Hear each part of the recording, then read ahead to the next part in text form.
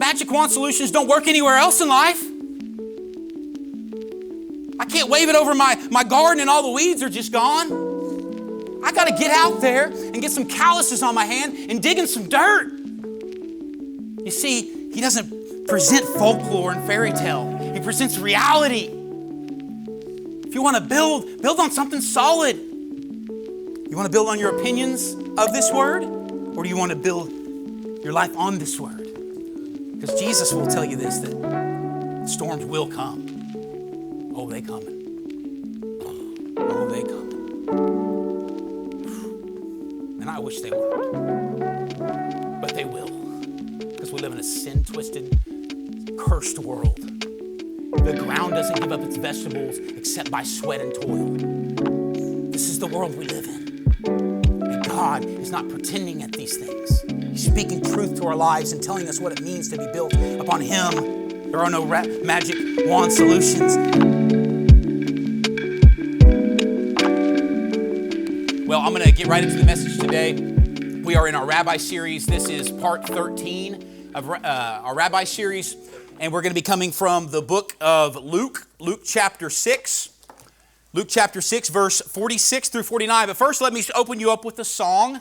If I can remember it, it's a child's song that relates to this verse. And that's many times what this passage has been reduced to. Folklore or a children's song. Well, there's a song we used to sing in vacation Bible school called The Wise Man, or I forget exactly what it was called, but it goes something like this. The wise man built his house upon the rock. The wise man built his house upon the rock. The rains came tumbling down. The rains came down and the floods came up. The rains came down and the floods come up.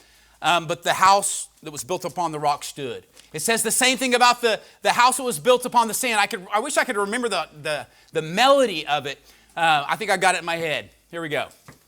The wise man built his house upon the rock. The wise man built his house upon the rock. The wise man built his house upon the rock. And the rains came tumbling down. The rains came down and the floods came up. Rains came down and the floods came up. Rains came down and the floods come up. And the house on the rock stood. Anybody remember the last part? I'm missing that last part. It says the same thing about the house on the sand, but then it says it came tumbling down. And you did the motions. The rain came down, floods came up. You did the motions. Anybody? Anybody with me? Nobody? We got 5 of you. Come on, somebody. Vacation Bible School. We were in different parts of the state, but we were singing the same songs.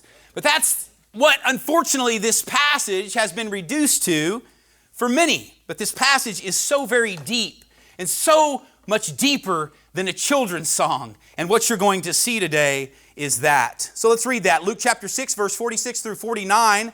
Why do you call me Lord? This is our rabbi speaking, Jesus, our teacher. Why do you call me Lord, Lord, and do not do what I say? As for everyone who comes to me and hears my words and puts them into practice, I will show you what they are like. They are like a man building a house who dug down deep and laid the foundations on the rock. When a flood came, the torrent struck that house, but could not shake it, because it was well built. But the one who hears my words and does not put them into practice is like a man who built his house upon the ground without a foundation. The moment the torrent struck the house, it collapsed, and its destruction was complete. So we are immediately introduced to Jesus, the rabbi, making something so very simple. It's what he does. He's not speaking in large, lofty terms. He is speaking so common sense that the everyday man could understand. It's the reason he shared in parable form, lemashal, to make complex things simple. That's the object of communicating truth, not to impress you by my big words, but to simply communicate what God wants to communicate. It has to do with what He wants to say, and what He says here is so very simple. And so we cannot reduce it to just a children's song. So thinking about building, if Jesus comes to earth and He goes to Israel, what language do you think He's going to speak? Probably Hebrew, because that's the language they spoke. His objective with communicating them is to expound on these beautiful truths that are in God's words. So how does He speak to builders? He speaks in building terms. How does He speak to farmers? He speaks in farming terms. He makes plain to simple people. And so what is he doing here? He's using complex concepts, but using it in a very simple way. As to build. So how do we build today? We build with wood, we build with metal, we build with stone.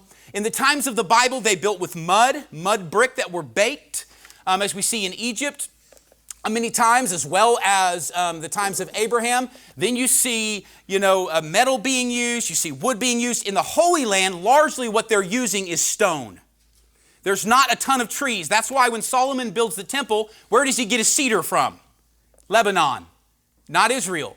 Israel has very few trees, so they build with stone. So Jesus is speaking to builders. They understand what it means to build. They know what it understands to be built on a foundation. They know what it means to not be built on a foundation and to crumble. You see, this is the building process. So today we have all these tools, and it's amazing. I love tools. I love gadgets and tools and life hacks and shortcuts and all these things that we learn in the modern day. And so what we see are so many amazing things, where you're no longer putting shingles on your shoulder and walking up a ladder. You're putting it on a conveyor belt, or it's being dropped up on the roof so that you can get to it. Trusses are preformed in a factory somewhere, shipped to you to fit your building. You lift them with a large, massive sky crane. You drop them into place, and you put them into place with pneumatic tools.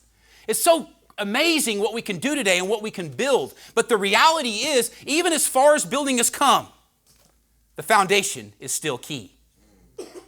Even as far as we've come with all of our gadgets and life hacks and tricks and shortcuts, you cannot shortcut a foundation. So why is Jesus speaking in such simple terms? Because our lights go off. And when he's speaking, we say, okay, I've built a home. Yeah, I remember that home that wasn't built on the rock in Jerusalem and collapsed many years ago. That's what happens. They understand what's going on in their culture. They understand the building process. In Israel, you don't build in the winter and you don't build in the summer. You don't build in the winter for obvious reasons, because of moisture and rain and the cold. You don't build in summer, uniquely in Israel, because the clay is like bronze. It says it in the book of Leviticus, that in the summers, the clay, all the moisture dries up from that clay, and that clay-enriched soil becomes so hardened that it's like bronze, and it's like shoveling through metal. It's like taking a pickaxe to bronze and trying to get through it. That's building in the summer in Israel. So Jesus is speaking in terms they understand. If you build in the summer, you might hack at that clay and get down to where you think you found something solid. But the reality is, if you're building in the summer, it's hard to know when you found something solid, because the clay-enriched soil is like bronze, the book of Leviticus says. And you can't get through it. And so many times they would get to a point where they had found a foundation and they would start to build. But then when the winter came, and the clay was softened because of the moisture, and the field stones that are rounded then begin to become loose because the mortar in between becomes loose, and the ground becomes loose because it's based upon clay that is now moist and it's breaking down.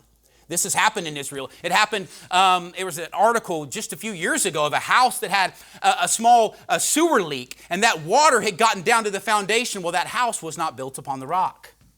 And there was a large article that came out that said it was like an earthquake had happened, because this large structure, 3-story structure in Jerusalem, just collapsed simply because a little water hit the foundation, because it wasn't based upon the rock. This is a reality of the Holy Land, and Jesus is speaking in the context of that culture and that geography. And so they understand this.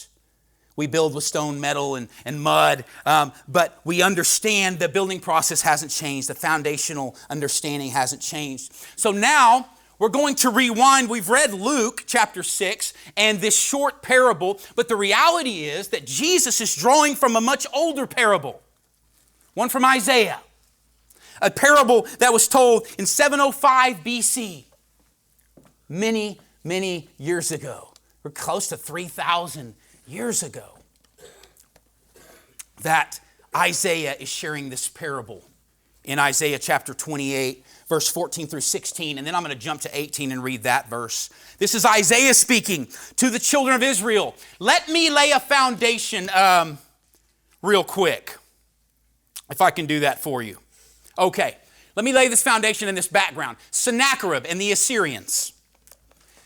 Isaiah is the prophet in Israel. The Assyrians have besieged Lachish. They have seized Megiddo. They have seized all major cities in in Israel, all of them. Every city has fallen. What happens at these cities, they have signal fires that they built. And there's word in in history, not biblical history, that talks about them waiting for the light at Lachish to see if the signal light in the next town was going to set off, to see if they were still standing. And they were watching for that light, the signal light. And that evening, the signal light was not lit because the city fell. And they were on their way to Lachish to destroy Lachish. They destroyed every city, every single city in Israel, except one. Jerusalem. And Isaiah is there. And he's prophesying. And Sennacherib and his troops come to the gates of Jerusalem. And this is not just in biblical history. There's something called Sennacherous Prism. You can visit it. I'll be looking at it in the Israeli Museum in a couple of weeks. Sennacherous Prism is on this large cylindrical tube, and you can spin it.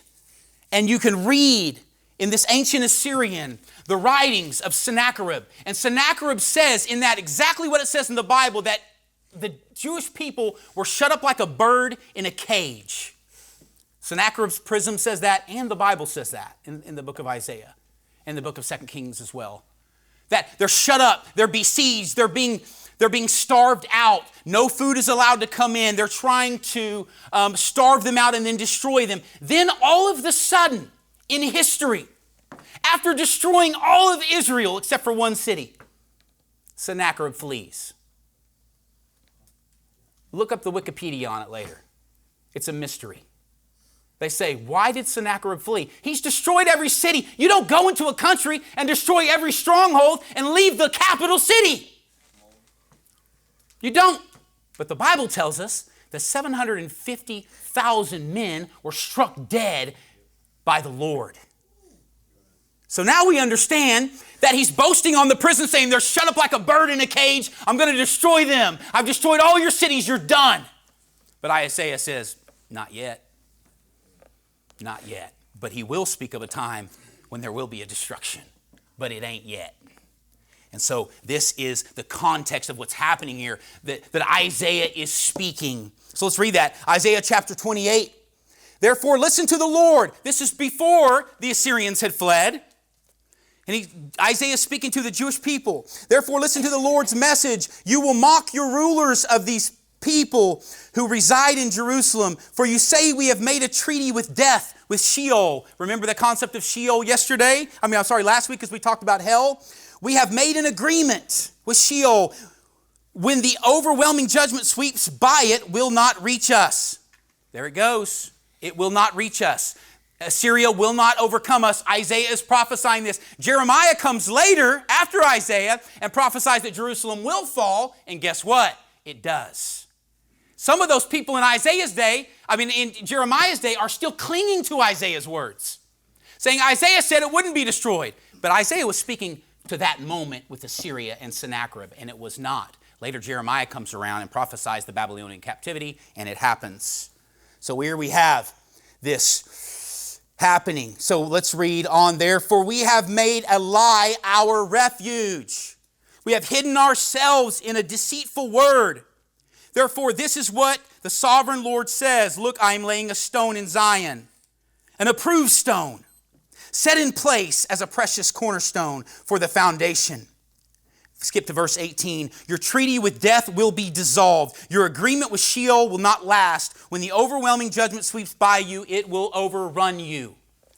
So here we go. Isaiah is speaking of a few things here. One, he's speaking of this treaty of lies. What is this treaty of lies he's speaking with? This agreement with hell. He's talking about a treaty that was struck with Egypt. So they're being invaded by Assyria. They're looking for world powers to enrich them and empower them and come alongside them. They find Egypt to make a treaty with them. Isaiah is saying, your treaty with Egypt is garbage. You've made an agreement with hell. And hell is not your deliverer. Egypt is not your deliverer. He's announcing to them immediately that there will be a foundation stone laid, a future foundation stone that will not be shaken. So he shares this parable, and we understand now that there's this treaty made with Israel, with Egypt, and that Assyria is at their gates, and Sennacherib has them. It's over. But God strikes the Assyrians. Sennacherib flees back to Nineveh, where he's from. And Israel continues to be established there in Jerusalem. So we have this treaty with Sheol. So now you have this background. So what is this stone Jesus is referring to? Why is he talking about a cornerstone? And why does Isaiah talk about a cornerstone? And why is Jesus talking about him being the foundation by which we're built on? I want you to understand that there are other people making claims to foundation stones in the time of Jesus. Let me read to you from the community scrolls. This is from the Dead Sea Scrolls. And this is what the Essenes are people who moved out to the Dead Sea because they believed that they were the remnant of Israel and that the Mashiach would come through their line and that they would establish a kingdom. And they claimed to have the cornerstone. They claimed to have the stone that would be built on, this stone that Isaiah spoke of. You see, when the Essenes are reading Isaiah, they're saying that he's going to set up a precious cornerstone in Israel that will be founded on it. So they're looking at that passage, and the way they define that passage is in one way. The temple authorities define that passage from Isaiah in another way, but then Jesus comes in and defines it properly. So let's look at those. First of all, the community scroll in the Dead Sea Scroll says this: in the council of the community, there shall be 12 men and 3 priests, perfectly versed in all that is revealed in the law and the Torah, whose works shall be truth, righteousness, justice, loving kindness, and humility. When these are in Israel, it shall be that tried wall, that precious cornerstone. Sound familiar? Whose foundation shall neither rock nor sway nor swing in its place. You see, Jesus isn't speaking in a vacuum. He's speaking in time and space and geography and in the land of the Bible. And at that time, there are these 3 different thoughts we're going to look at. One, the Essenes have rejected the temple because they understand the corruption in the temple. We've looked at that at great detail in Jesus in the temple. They are out in this outlying area, and they're claiming that the precious cornerstone is the leadership that would then emerge into the future. 3 priests and then 12 men. That's 15 men. So these 15 men make up the precious cornerstone that is the future kingdom to the Essene people. Well, what do the temple authorities say? Now, this is very interesting because the Dead Sea is just over the Mount of Olives. And a little ways further, you can run to the Desert Way of Escape and to the Dead Sea area. You have Dead Sea, Qumran community, and then you have Jerusalem, Temple Mount. They both claim to have the precious cornerstone in the first century. Both of them. Here's the other one that claimed it. It's the temple authorities. We understand them and their corruption, but this is what they say in the Mishnah, a Jewish writing by rabbis, and it says this: after the ark was taken away, a stone remained there. Where was the ark at? Holy of Holies. After the ark was taken away, there remained a stone there. This is in the Mishnah. There, from the time of the early prophets, and it was called the Shetaya, meaning foundation. It was higher than the ground by 3 finger breadths. On this he used to place the fire pan. Later Jewish writings placed the creation of the entire world at this stone. Now, is that true? It's interesting to look into. But they would put that stone, that Shetaya stone, that foundational stone that is raised, that is bedrock of Mount Moriah, that is Temple Mount, that is inside the Holy of Holies, where the Ark of the Covenant is, where the presence of God is. The high priest would come once a year. He would take this fire pan with a coal in it, with incense on it, and incense would be wafting into the air. He would come in with the cloud of smoke of incense. Covered in the cloud of smoke of incense. Reverently, he would walk in. He would place that pan on that Shetaya stone, that foundation stone. And then he would perform his acts of service there at the mercy seat in the Ark of the Covenant. That is the Shetaya stone. That is the raised stone. So the temple authorities claim to have the stone. They claim that that is the stone, and they claim that the entire foundation of the world was built on it. Which is really interesting because many people have related the Garden of Eden to the temple. See, when it speaks of Jesus, he says, I will tabernacle among them. That Jesus is the tabernacle, that he will live among us and be with us. He is the fulfillment of that tabernacle. We see that it's not the 15 men in Qumran. It's not the Shettiah stone, the foundation stone there in Temple Mount. It is something else, but they are claiming they have the answer. So this high priest goes in covered in smoke and he offers sacrifice before the Lord. That stone is there. Now, if he is tabernacling among us, if he walks with us and talks with us and that's where he meets with us, what happens in the Garden of Eden? The very same thing. The Garden of Eden is set up as a place where man meets with God. He tabernacles among them. So I find it interesting, I'm not going to preach a doctrine on it, but that the Jewish people believe that that's the foundation stone for the entire world. Israel is a crazy place. It's got the lowest place on earth in the Dead Sea, and then you have Temple Mount and all of the world religions that flock to that piece of land. So here is Jesus speaking this parable on the back of the parable in Isaiah, and he's saying this. Understand this. He's speaking to people who know that they're making claims in Qumran that they are the 15 men in the precious cornerstone. That there will be revival brought and it will be brought by this leadership. The temple authorities are screaming the same thing. We have the stone. And not only do we have the stone, this is the stone the entire world was built on. Then Jesus steps up. Now we understand his words a little better. And he's not just talking about building. He's talking about the building of everything. The creation of the world. That he is the foundation for all of it. That in the beginning was the Word, and it was with God, and it was God. You see, his claims are not like that of the Qumran community or the temple. Their claims were bold, man. Bold claims. His is much bolder.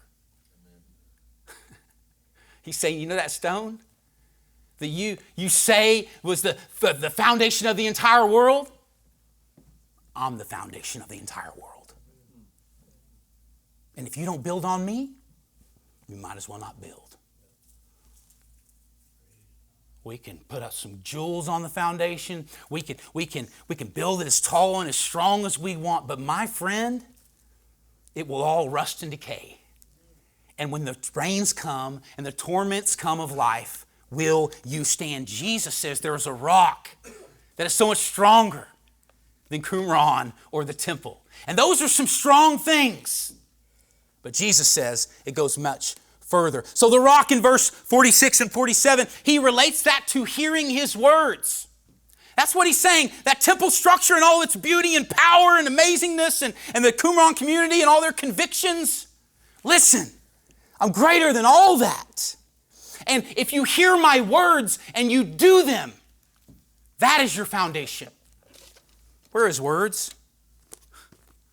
Why is it that the enemy's main objective is to disqualify this at every turn? Did the Lord really say, that's what he says in the garden, did he really say?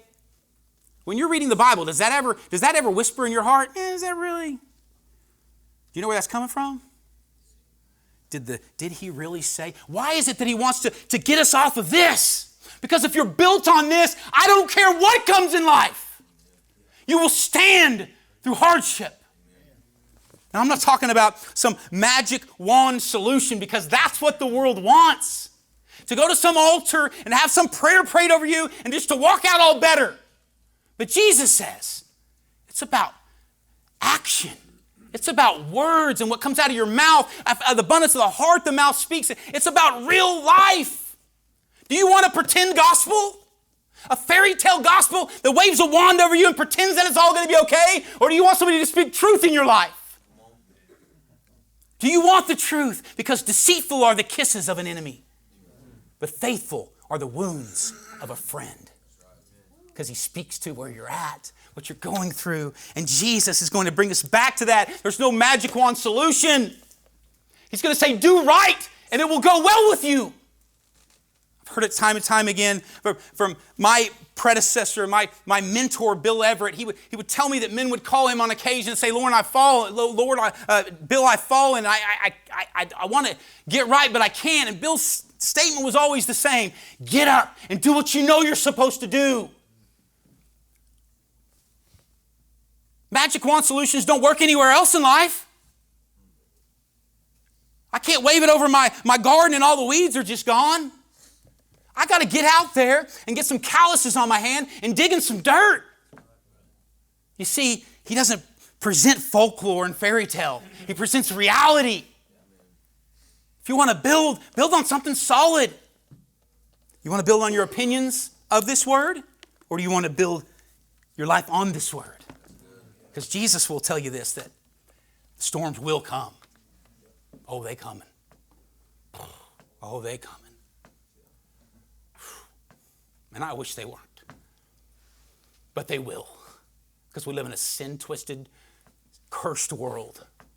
The ground doesn't give up its vegetables except by sweat and toil. This is the world we live in. And God is not pretending at these things. He's speaking truth to our lives and telling us what it means to be built upon Him.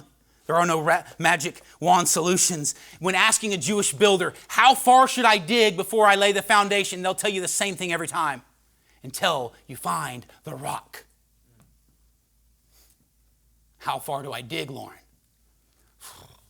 You better dig until you find the rock. A rock that is higher than I. Higher than my opinions and my beliefs. A rock that is more powerful than the Shataya stone at the temple. A rock that we can found everything on.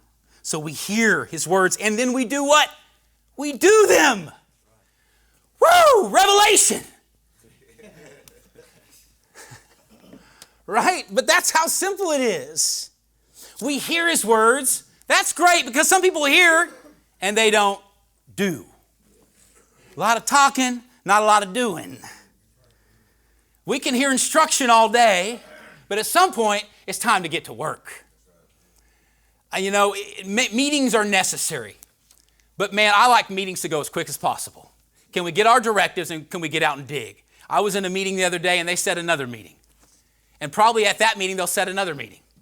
I'm sick of meetings. Show me where to dig. It's simple. There's a shovel, there's a ground, I stick my foot on it, I push it in the ground, I pull it up. I don't need to talk about the budgeting concerns of the shovel. Can we just dig?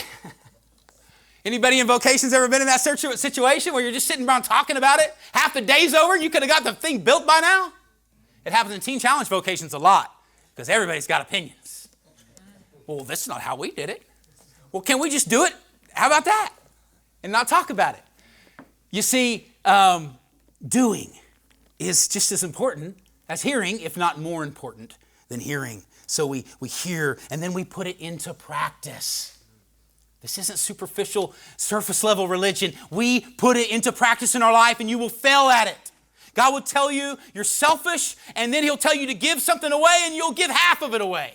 And then you'll fail because you didn't give it all away. I mean, but we're going to fail at it, we're going to falter at it, but we still are going to try. We're all going to sin and we're all going to fall short of the glory of God. We're all going to stumble toward Him, but we're going to be moving toward Him. We're going to be doing. Not just hearing. Faith without works, it's dead. It's just hearing.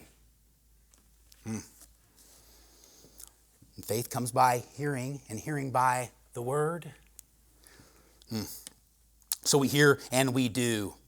Then we see this house that's built upon the sand. We understand Egypt's treaty now. And that's the sand. That's what Jesus is relating. He's drawing it back to another parallel of a parable. It's called parallelism, where you're taking two parables and you're working them in together. And that's what Jesus is doing here.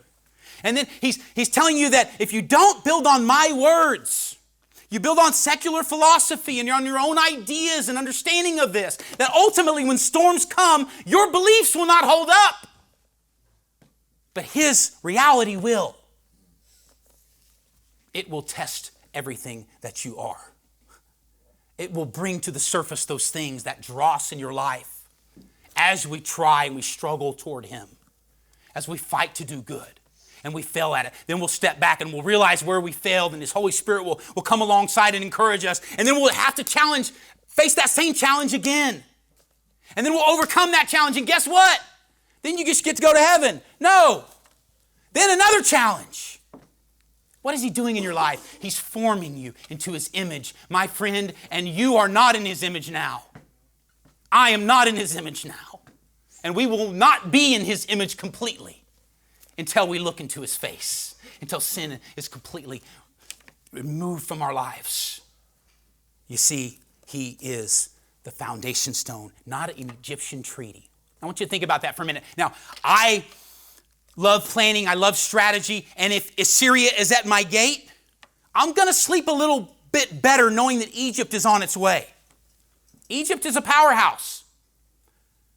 In rationale and pragmatism, I want Egypt there, and when I go to bed at night and I know they're on their way, I'm going to feel safe in Jerusalem. But should I feel safe because of my own strategy? Should I feel safe because of something that I have orchestrated? That is sand, my friend. And I will build on it and I will try, but it will crumble every time. But when we build upon Him, you see, Jesus is relating this, hearing His word and not doing it, not striving toward Him, as building on the sand. When the rains come, guess what's going to happen? We see it time and time again. It crumbles because we dig until we find the rock. Do you trust in God for deliverance? Do you trust in your own strategies? You will be faced with that here at every turn, especially when you walk out these doors for the last time. Do you trust in your own strategies, or do you trust in His? My friend, He sees the end from the beginning. He knows what's best for you, even though we're worried in the middle. Even though we become uncomfortable in the middle in the waiting. Do not draw your strength from your own understanding. Do not draw your strength from treaties with hell. Draw your strength from the Shataya stone, the foundation stone of the entire world, Jesus Christ, that precious cornerstone. You see, then we end here. He's speaking of, in Isaiah, he's speaking of a future stone. He's speaking of Jesus. And Jesus is there on the scene. He is the precious gem, the precious cornerstone that's walking among them, and they don't recognize Him. He is speaking of a future kingdom, not only on this earth, but Isaiah is speaking of a foundation that we will have for eternity with Him, because we will always be built upon Him. The glory of heaven is this, my friend, not gold streets and mansions. The glory of heaven is Him and His beauty. You see, He is the foundation stone that we build our lives upon, and that is a foundation that will endure forever. Let's bow our heads. God, we love You and we thank You. We thank You for the truth of Your word, for the truth of the gospel. Lord, that You speak so plainly. God, many of us have been hearing and soaking in truth, but applying it and practicing it, we've become lazy. Lord, help me not to become lazy and weary in well-doing, but to know that in due time we will receive a reward, and not just in eternity, but today, in becoming men of God and husbands and men of character that can stand up in a perverse world that's built on sand. May the world always look to us as being built upon the rock and knowing that they know where to run to find safety. In Your hands, on Your foundation stone. And when the rains come, God, I pray that these men would be found strengthened on Your cornerstone. In Jesus' precious name. Everybody said, amen, amen, amen. God bless you guys. Have a good day.